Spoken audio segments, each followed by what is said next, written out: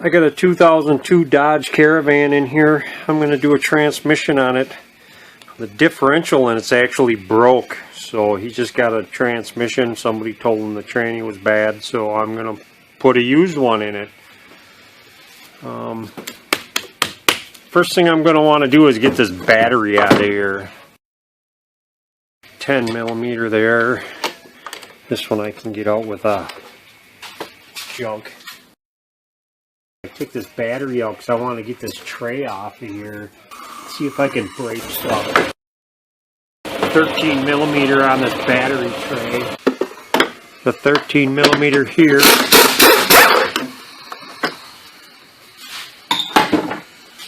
A little vacuum line right here. You want to get that off. There's a 10 millimeter here on this. And then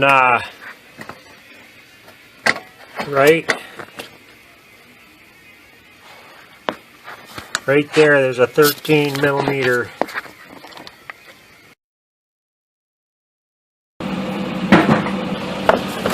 And you can get this battery tray out of here.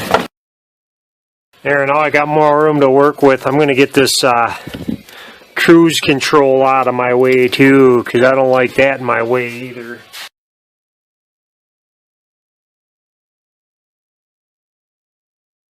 There's a little vacuum line and stuff you want to take off of here. Dang Dodges and their child-proof wiring. Get this child-proof connector thing pushed in and moved out.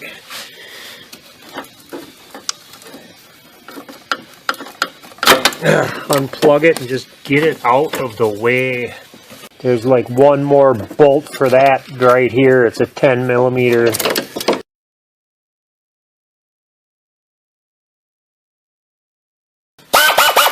Now with this thing, these plastic things, they like to break, and a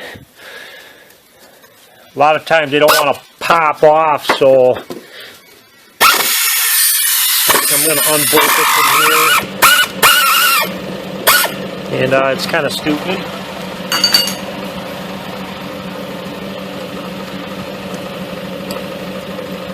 You got to get in here with a 13 millimeter and a 10 millimeter and try to get this foolish thing out of here. Just got to get in here with a screwdriver and pry on the thing, and it'll loosen up. Just wiggle it and push in. And this bunch of silly here, you can just get in here with a pair of pliers. Push in. There, that comes out. You got some wiring down here you got to deal with. Wow, that wasn't even plugged in. I wouldn't be surprised if this was pulling a code for what is that? Wheel speed sensor, or I mean speedo output shaft. His speedometer probably wasn't even working. Well, that'll be fixed. I'm going to get these transmission lines out of here next. You're going to want a drain pan for all of this, because it will make a mess. It's going to happen.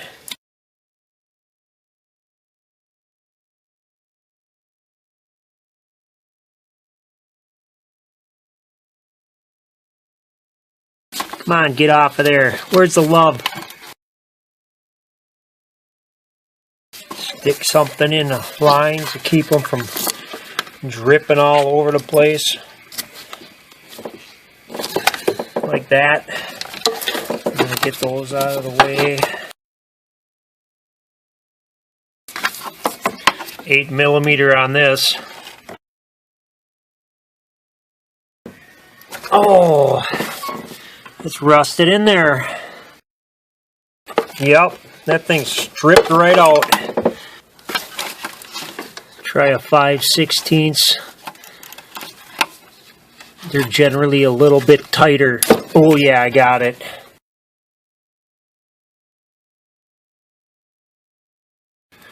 Leaker. There, those like to come out too. Now there's supposed to be a plastic clip on this wire loom that's broken off because it's brittle old plastic stuff. You got a 15 millimeter right here. That's got a coolant hose on it. You want to get that off. Crankshaft position sensor.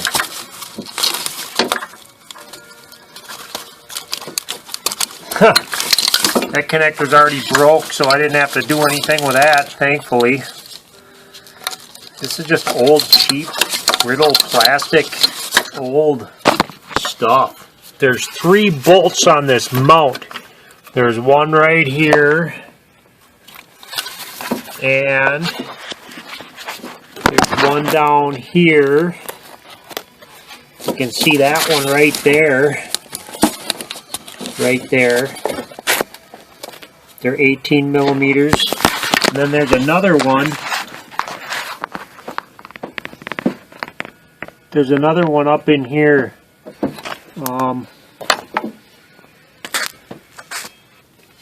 Try a swivel socket and an extension on this. I think I can get at it like that. Somebody already had this transmission out before. It's all hacked.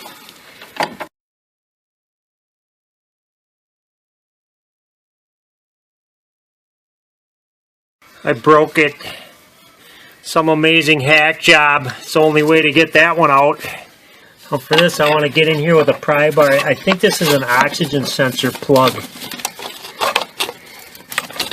You want to pop this out of the way.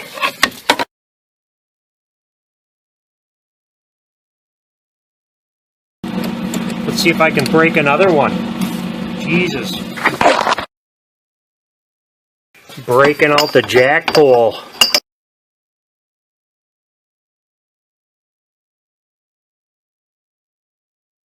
There's another one in here that's really hard to see. It's right there. It's that one right there. That's the best shot I can get at that. It's down in there somewhere. And now there's like 4 18 millimeter bell housing bolts in here I gotta get off. I can't really show you a picture of those either because they're kind of buried, but just by showing you this, I'm sure you'll get the general idea of where they are. I got an extension and an 18 millimeter socket.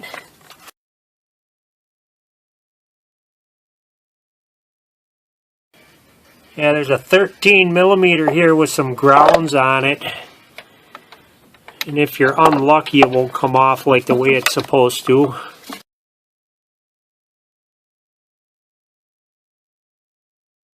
That's exactly how it's not supposed to come off.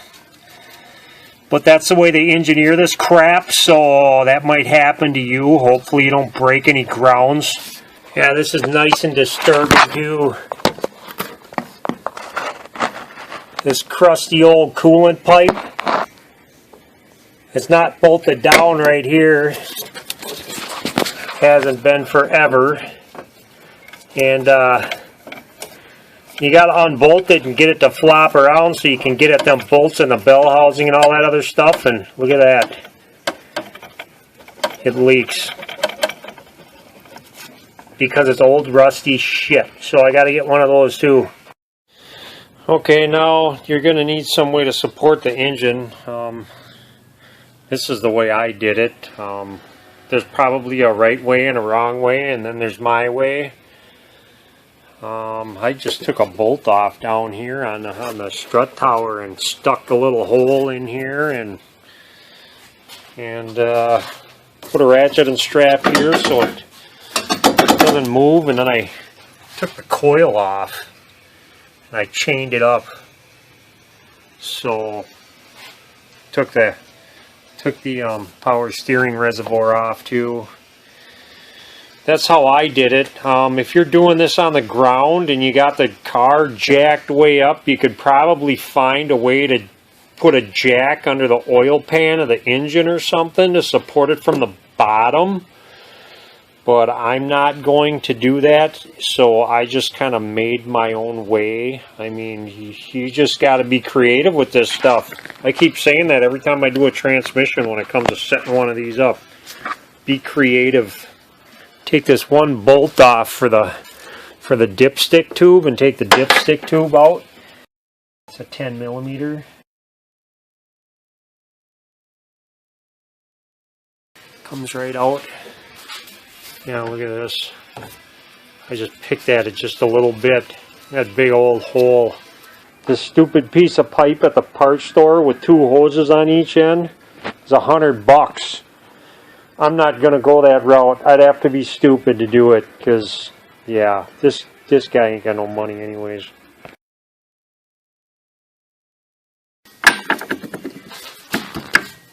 I'm using an 1¼ inch socket for this. I don't know what the metric equivalent is. This is what I have, so this is what I use. There's a little 18 millimeter down there. Push in the axle a little so you can get the wrench in there. Well, that's kind of stuck. Then you want to hit this with a hammer to loosen it up. That ain't working, so it's sledgehammer time. Try it from over here. I don't like using a pickle fork because you end up wrecking the boot. This thing don't want to come off though, I'm going to have to. It don't want to budge. Crap. I got it.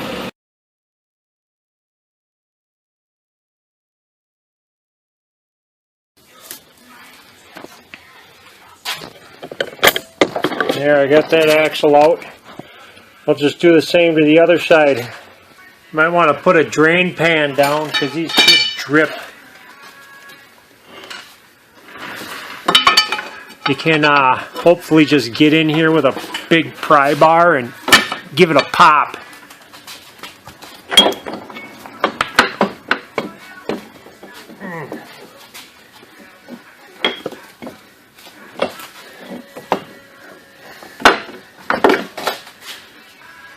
And you want to do the same thing with the other side. This one always pops real easy.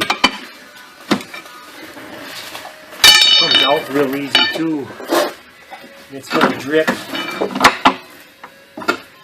just a little bit.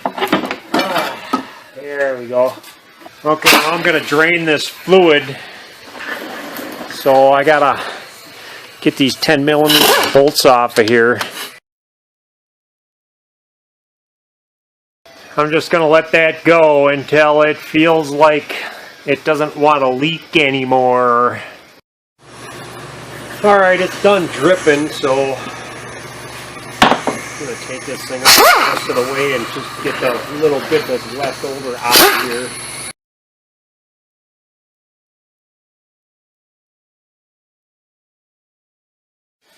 Okay, this front mount as a whole has got to go. You got these 3 bolts, 1, 2, 3 there. You got 1 there and 1 there. And I already took the one out of the bell housing way up there. You can't see it from here, but yeah, that one's out. So if I take those 5 bolts out, this whole thing just falls right out. These are all 15 millimeters.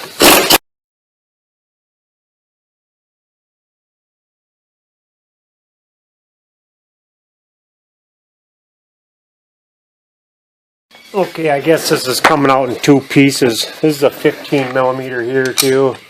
There's a nut on the other side.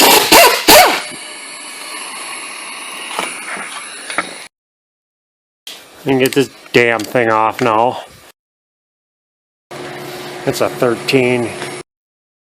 Okay, I can't really let this starter just hang, so I gotta take it out.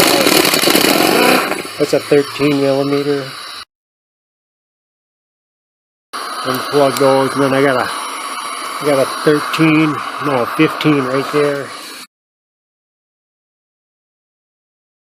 That one with the ground wires on it, that was the top bolt for this starter. Now this 18 millimeter, that's the last bolt that's on this rear mount that I had to get them bolts out from the top.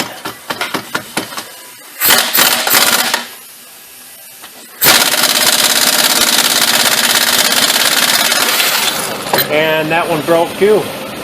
Nice.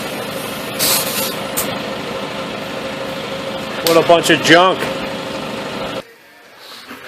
Yeah, it is loose. So I'm just going to leave that just like that. I got a funky bracket up here. You can see there's two bolts. One up there, one there. Then this bar's got to come off. This bar's got 15 millimeters on it.